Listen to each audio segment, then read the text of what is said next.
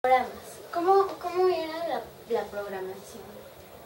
¿Cómo era, por ejemplo, algo que me llama mucho la atención es, pues, al ser comunidades socialistas, obviamente no hay competencia de mercado.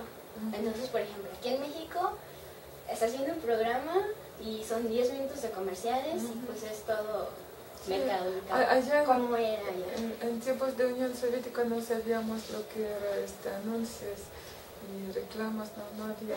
Allá una película de principio hasta fin seguía O sea que no había sin comerciales. interrupciones, sí. Wow. O noticias o conciertos, no había interrupciones. Interrupción era el único caso cuando pasó algo extraordinario, murió alguien de las personas muy famosas, entonces interrumpían y decían, acabamos de recibir una noticia que sucedió tal cosa. Era lo único. ¿Y cómo era, por ejemplo, se tenía aquí todo lo que fue la etapa de la Guerra Fría, todo lo que fue, se pasaban muchas caricaturas, películas, todo eso, que era como el bueno y el malo. No sé si alguna vez ha llegado a ver Rocky, por ejemplo. Es un claro ejemplo. Rocky era como el estadounidense bueno que peleaba contra el ruso que era el malo. En la Unión Soviética, ¿cómo era? ¿Se manejaba esta idea? O sea, ¿se manejaba que Occidente, que Estados Unidos eran los malos? ¿O no pasaban información sobre eso? Sí, lo que pasa como siempre en cualquier sociedad, la información es manipulada, ¿no? Entonces, en tiempos de Unión Soviética, pues después de un periodo que estaba más o menos amistosas las relaciones entre Estados Unidos y Unión Soviética, entonces llegó el periodo de Guerra Fría cuando realmente empezaron los problemas y más que nada la información que nos llegaba es de los problemas de la sociedad, por ejemplo, de Europa, de países capitalistas, de Estados Unidos, como que resaltaban más las cosas negativas. Por ejemplo, la delincuencia, por ejemplo, africanos que están sufriendo la pobreza, el desempleo, todo esto fue resaltado, pero como que no había el contrapeso, decir qué cosas buenas había en el país, ¿sí? Pero no era así símbolo de algo, de enemigo, ¿no? ¿Sí? Lo que pasa por lo mismo que la sociedad era tan cerrada, y entonces para justificar esa situación lo que hacían pues es demostrar que mira, nosotros tenemos todas las ventajas. Y realmente había muchas ventajas. Ahorita las personas que están perdiendo esas ventajas, las que ya son de edad, pueden comparar lo que tenían y por lo que fue sustituido, ¿no? Por ejemplo, antes las personas tenían una protección social que ahorita ya no lo tienen. Nosotros antes vivíamos y no pensábamos qué va a pasar si mañana me enfermo. No te preocupabas. Sí, sabías que cualquier operación, por más complicada que sea, era gratuita. La educación era muy buena y todavía sigue buena educación, era gratuita y como por lo mismo que no había separación de la sociedad, entonces en el mismo grupo estudiaban los niños de obreros y los niños de los directores de fábricas y no había mucha diferencia entre nosotros, casi todos teníamos el mismo nivel, entonces buen nivel de educación y medicina yo creo que era una de las ventajas. Pues también pues ausencia de desempleo, allá al revés había una ley que no sé ni cómo traducirlo, es para las personas que no trabajaban. ¿Como el seguro de desempleo más o menos? No te obligaban a trabajar. Vale. Había muchos lugares, por ejemplo, si una persona durante medio año no trabajaba, lo podían venir de policía y arrestarlo y preguntar por qué no trabajas, de qué vives. Entonces lo arrestaban a esta persona, lo trabajaban con ella y ubicaban y encontraban un trabajo. Entonces no había desempleo. No es aquí como, por ejemplo, todos los desempleados lo que hacen es abrir sus pequeños negocios o de perdida allá en el semáforo limpiar parabrisas, ¿no? Allá no había desempleo. Alguna vez leí que, por ejemplo, lo que es tener una buena educación, bueno, en general tener todas estas necesidades básicas cubiertas, se pagaba como a precios altos respecto a la libertad de expresión. ¿Cómo era la libertad de expresión? Bien, sí había un movimiento que se llamaba, no sé tampoco cómo traducir, no sé, se llama disidente, la que protestaban contra la sociedad. Entonces ellos tenían su propia editorial, que ellos editaban los libros que estaban prohibidos en la Unión Soviética. Y sí, realmente era una de las desventajas que no había mucha libertad de expresión, más bien ¿cómo se llama? Había un chiste, creo que en ese tiempo estaba Brezhnev y de Estados Unidos era creo que Nixon, sí, que se peleaban un ruso y un americano, porque ellos dicen americano, aunque América es continente, ¿no? Que decía americano, nosotros tenemos la libertad de la palabra, podemos pararnos frente de la Casa Blanca y decir Nixon fuera de Casa Blanca. Y el ruso decía, pues nosotros también tenemos esa libertad de expresión, podemos pararnos en la Plaza Roja y gritar Nixon fuera de Casa Blanca. Sí, es decir, podíamos criticar a los demás, pero no podíamos criticar su propio sistema. Sí. Ajá.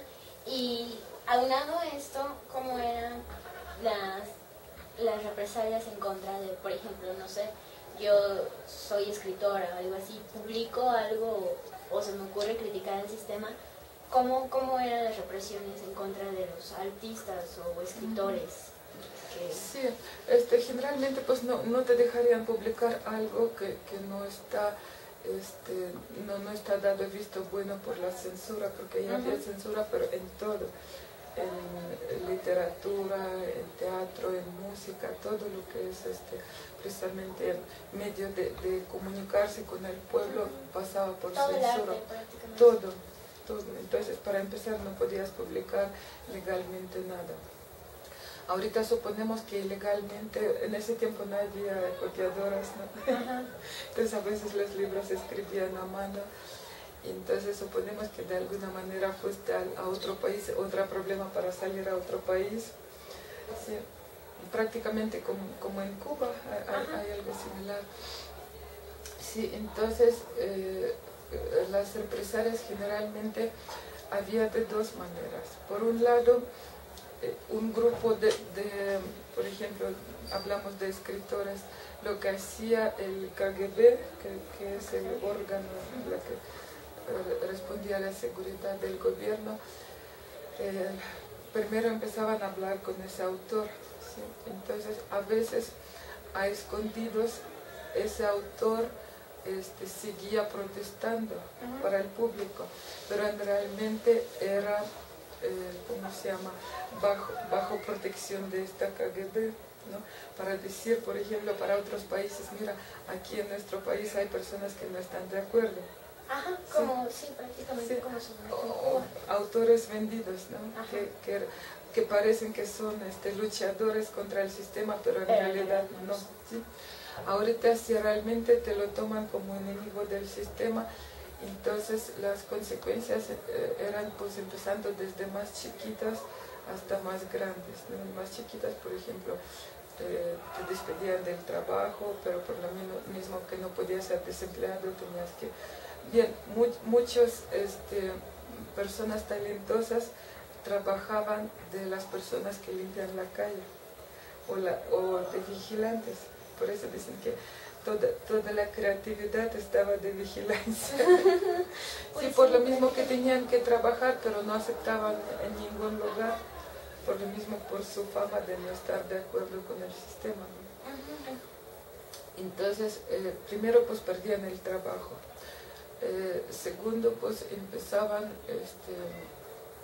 si seguían, por ejemplo, protestando, a veces pues allá había diferentes sistemas, a veces sacaban del país, quitaban la ciudadanía, en peores de los casos, por ejemplo, pasaban por un juicio y lo encarcelaban, aunque decían que no había presos políticos.